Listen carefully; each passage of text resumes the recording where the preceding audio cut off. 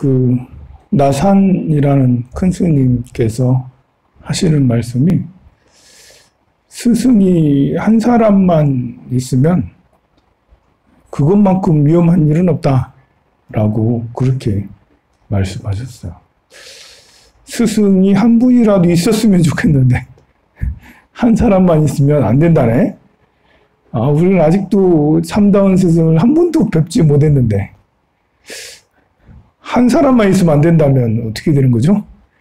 아직 영인데 우리는 일도 아직 되지 않았는데 일만 있으면 안 된다는 거잖아요.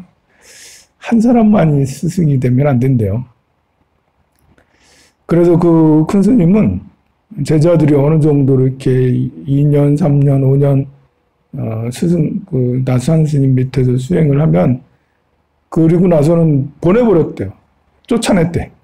가라! 이러면서 밖으로 나가라! 세상으로 나가라! 이러면서 세상에 많은 스승을 만나고 세상을 경험해라. 여행을 떠나라. 이렇게 만행을 권했어요.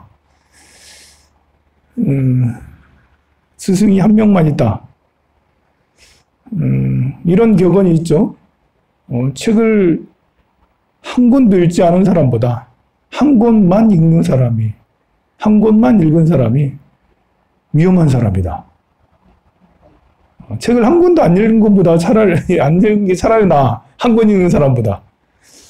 왜냐하면 한쪽 말만 들으니까요. 차라리 안 듣고 말지 한쪽 말만 들으니까 한쪽 것만 읽은 거예요. 제가 나치즘에 대한 책만 읽었어 봐요. 히틀러 이러면서 히틀러 최고. 히틀러가 그렇게 이렇게 웅변을 엄청 잘했다잖아요.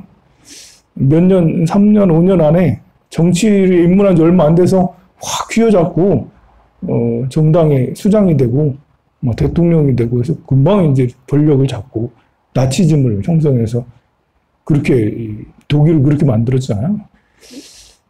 그런 사람의 말을만 들으면 그렇게 에너지가 강하고 전략이 뛰어나고 얼마나 그 독일 사람들이 논리적인 사람인데 철학하면 독일에서 공부하는 거예요. 독일의 철학자들이 엄청 많고요. 음악하면 또 독일에서 공부하는 거예요. 미국 다음으로 가장 학문이 잘 닦여진 나라가 독일이거든요. 그러니 그런 독일인들이 그 2차 세계전 당시에도 굉장히 논리적인 사람들이었거든요. 아인슈타인도 독일에 있다가 넘어갔잖아. 세계적인 대과학자들이 거기서 그 독일에 있다가 이렇게 망명한 과학자들이 굉장히 많습니다. 그런데도 그 똑똑하다는 사람들도 이렇게 너무 뛰어난 사람이 나타난 거야. 너무 뛰어난 사람이 이게 모든 생명들에게 다 골고루 평등한 부처님과 같은 그런 말씀을 펴줬으면 정말 좋을 텐데 안타깝게도 자기만의 생각에 빠져서 그런 엄청난 일을 저지르고 그랬죠. 지금 어제 뉴스가 이제 이렇게 미국에서 중국의 영사관들을 다 폐쇄시키겠다. 이미 휴스턴인가? 이쪽에 영사관 하나를 폐쇄시켰어요. 그리고는 영사관들을 다 폐쇄시키겠다라고 이렇게 지금 그러고 있어요. 미중 무역 갈등이 트럼프 행정부 들어와서 굉장히 이렇게 부각이 되고 있는데, 이러다 점점 더 위험해져. 아니, 우리나라는 참 소국이다 보니까 양대 고래 싸움에 새우등 터지는 것처럼, 아니, 미중 무역 갈등에 제일 피해를 많이 본 나라가 우리나라거든요, 보면. 그래가지고 2018년, 19년도 엄청 경기가 안 좋은 것도 미중 무역 갈등이 심해서 그렇고, 지금은 코로나 때문에 안 좋다 하지만, 그래도 코로나는 점점 가고 있고, 이 미중 무역 갈등 때문에 지금 이제 다들 숨죽이고, 이렇게 하고 다들 이러고 있거든요. 근데, 무역 갈등이 해소되지 않고 더 세지는 것 같아서, 미국은 이렇게 1차 세계대전 이후로 세계에서 가장 강한 나라가 됐고, 2차 세계대전 이후로는 그냥 이제 완탑이었어요. 소련하고 같이 투톱이긴 했어도 뭐 완탑이었지 뭐. 소비에트 연방을 구성해서 이렇게 강하게 저지를 하긴 했지만 투톱으로 나간 것 같지만 결국은 전 세계의 경제를 쥐락펴라한 것은 군사력과 경제를 쥐락펴라한 것은 그 미국이라 할 수가 있겠죠. 그러니까 한 100년 정도 됐다고 볼 수가 있어요. 그러면서 나중에 90년대 초반에는 소련까지 이제 이렇게 해체시키죠. 그때쯤에 이제 그 소련의 GDP가 미국의 한 40%, 50% 가까이 이렇게 1인 당국 GDP가 이렇게 막 올라가던 때였거든요. 더 이상 성장하는 꼴을 못 본다. 그래서 무너뜨렸다라는 그런 소문이 많죠. 일본이 이제 경제대국, 세계 2위 경제대국, 막 지금도 2위예요. 지금 독일보다 경제량이 많습니다. 그런데 80년대, 70년대, 80년대 정말 잘 나갔어요. 일본이 80년대 중반까지. 그런데 미국이 너희들 더 크면 안 돼. 더 크면 안 돼 해서 한 방 팡 때려가지고 일본은 그거 맞고 기절해가지고 30년째 기절 중이에요. 일본은 지금 30년째 기절. 다시 아베 정권 들어와서 조금 깨일라다가 다시 지금 이렇게 굴러가는 것 같은 이제 그런 느낌인데요. 이렇게 중국도 이제 대상 물망에 오른 거죠. 중국은 좀 늦었어요. 소비에트나 일본은 뭐 적절한 타이밍에 들어가서 한 대 팡 때려가지고 이렇게 무너뜨렸는데 중국은 너무 몸집이 커졌어요. 그리고 미국의 총 그 GDP 한 3분의 2 정도까지 따라왔어요. 이제 중국이. 그리고 인구 대국이고 이 소비에트랑 차원이 달라. 중국은 이렇게 1만 년의 역사를 가지고 있고 그 중에 5천 년 정도는 세계에서 완탑은 아니었어도 탑이었었다고 굉장히 오랫동안. 근 100년 동안 근 200년 동안은 그야말로 영국에 치이고 전 세계 여러 나라들에게 치여가지고 만신창이가 돼가지고 되지 못했지만 2000년대, 90년대 이후로 2000년이 넘어가면서부터는 다시 부상을 해서 지금은 투톱이 됐잖아요. G2가 됐잖아요. G2. G와는 미국, G2가 중국이 됐는데 미국이 계속 일방적으로 때리고 있어요. 때리고 있는데 중국은 반발을 하고 있어요. 야, 이거 어떻게 되지? 우리는 일로 가야 되나? 저로 가야 되나? 네, 그렇습니다, 이게. 자꾸, 이렇게 이제 저는 선의의 경쟁이 오히려 상생이 오히려 미국도 좋고 중국도 좋고 그렇다고 생각을 하는데요. 미국은 혼자만 잘나고 싶은가 봐요. 그래서 때리는데 안타까운 것은 큰형답게 이렇게 해서 둘째가 올라오면 그래도 이렇게 툭 치고 그렇게 하면 그래도 이렇게 역시 큰형이구나 이렇게 할 수 있는데 아니 쪼잔하게 자꾸 이렇게 기후협약도 탈퇴하고 WTO도 탈퇴한다고 막 그러고 있고 이게 또 미군도 이제 철수한다. 미군의 국방비를 올려달라. 이렇게 이런 거 하고 이렇게 자기네 이렇게 경제를 위해서 셰일 오일을 팔기 위해서 전 세계 세일즈맨처럼 다니기도 하고 이렇게 해가지고 중동에 맨날 문제 일으키고 이러고 있으니까 이제 큰형답지가 않은 거예요. 이게 쪼잔한 거예요. 정말 미국이 쪼잔한데 중국까지 팡 때려서 이렇게 자꾸 저렇게 하니까 마음을 크게 쓰지 못하는 자는 결과가 뻔하지 않겠나 괜히 걱정이 돼요. 그러면 한 10년이나 20년 정도 지나면 중국이 완톱이 되고 지원이 되고 미국은 훅 떨어질까? 안 그럴 수도 있어요. 왜냐하면 미국은요 완전히 금수저예요. 금수저. 완전 금수저예요.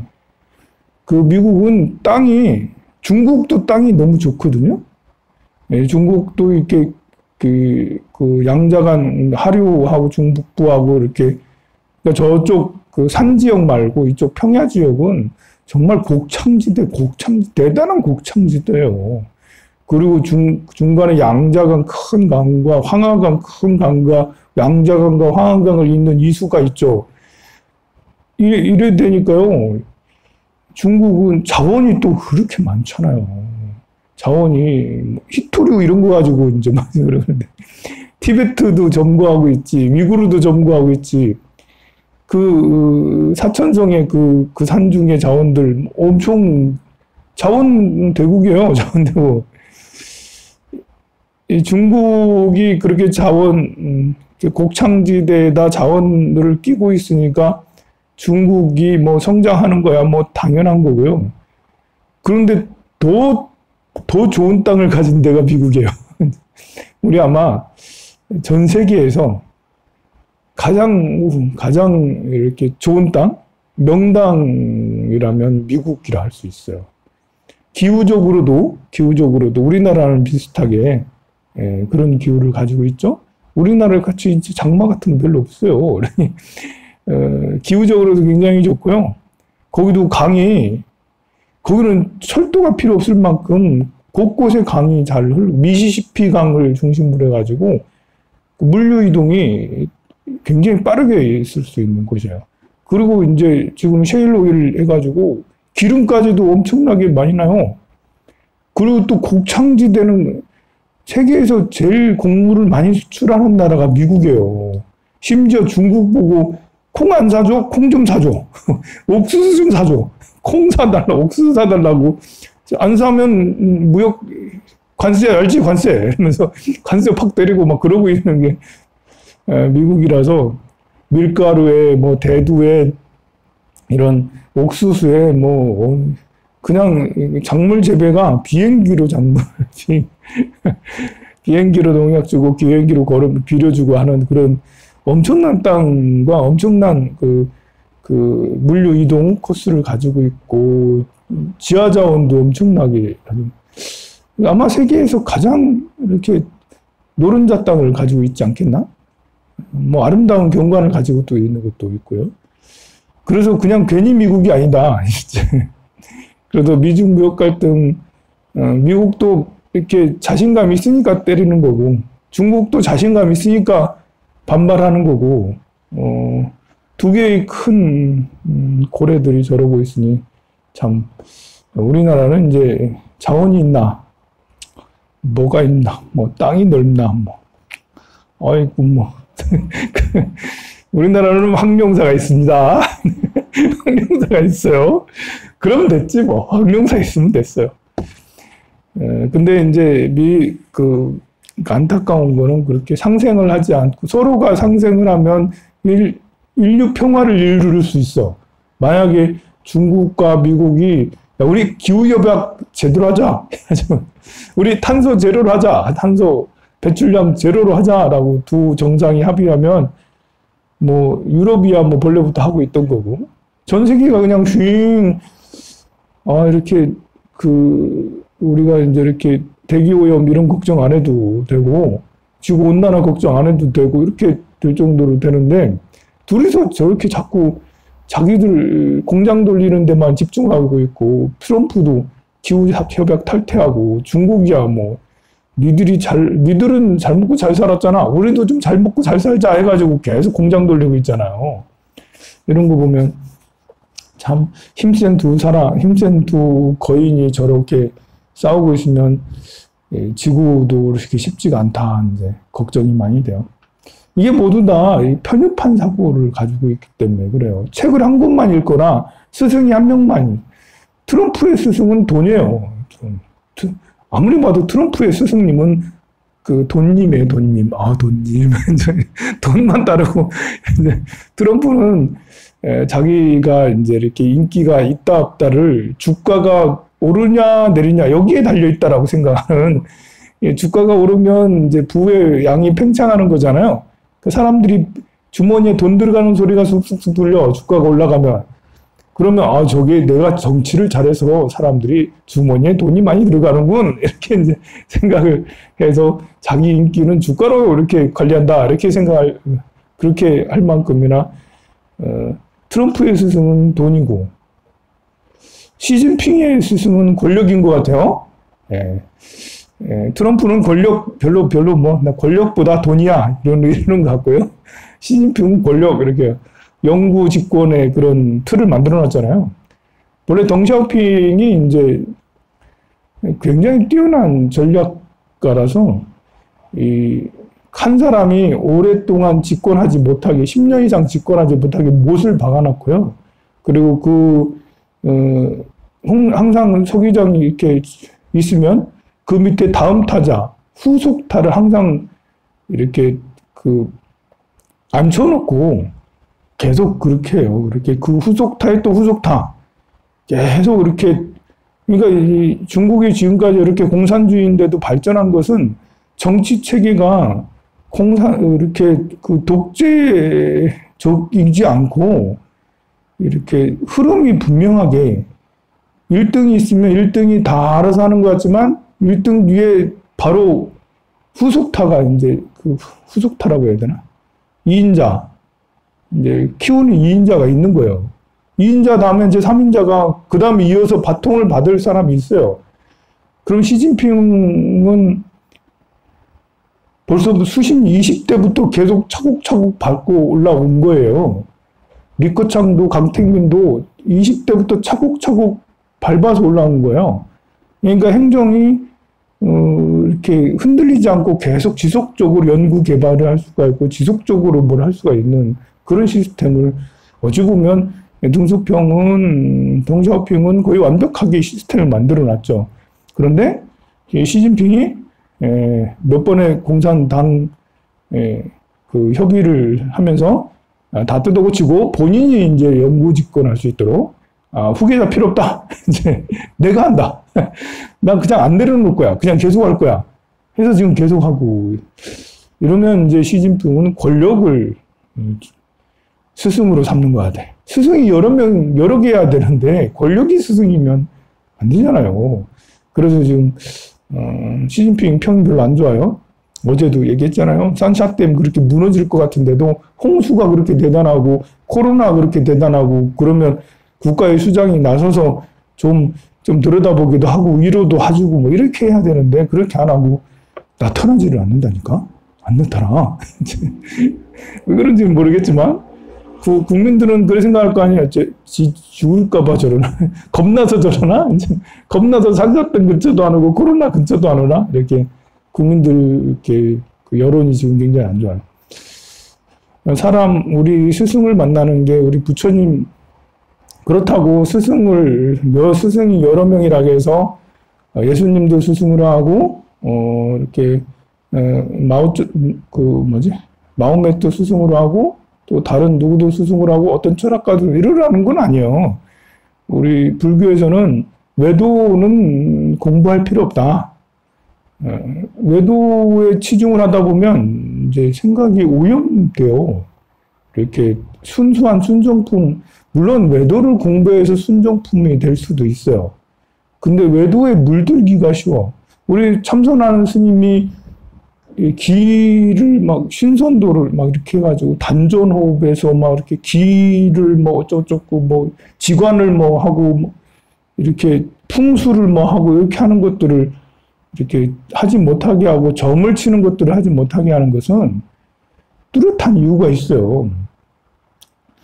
이렇게 발보리심을 해서 보살도를 닦아서 이렇게 수행을 쭉 그 사성제 8정도로 해 나가야 되는데 생각이 기의 흐름이 이렇게 임동맥을 돌려가지고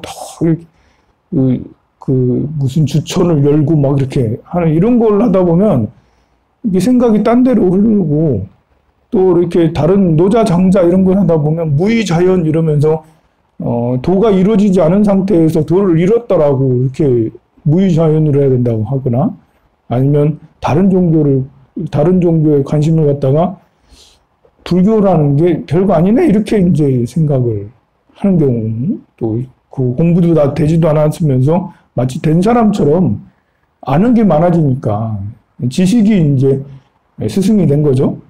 아는 게 많으니까 그걸 가지고 이제 이렇게 오염되는 사람들이 적지가 않아요. 그래서 저도 이렇게 명리도 공부하고 주역도 공부하고 다른 뭐 경제도 공부하고 여러 가지 공부를 하는데 그런 항상 공부하면서도 이제 그 위험성을 항상 생각을 하고 중도를 찾으려고 굉장히 노력을 하는데요. 그런데도 아직은 뭐 잘 못하고 있습니다. 어쨌든 스승은 여러 사람인 게 좋다. 한 사람만 스승이라고 꼭 좋은 게 아니다. 생각을 한 군데만 두면 되는 게 아니다.